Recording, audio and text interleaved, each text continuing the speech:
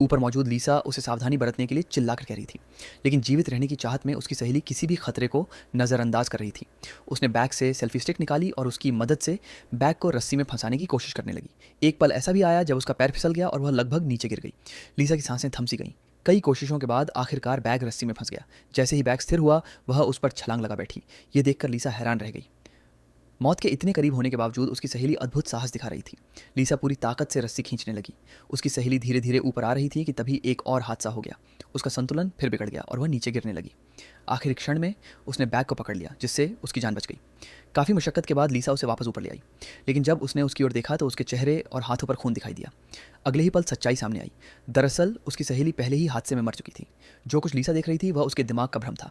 अपनी दोस्त का शव देखकर लीसा पूरी तरह टूट गई। अब उसे लगने लगा कि शायद उसकी भी मौत तय है।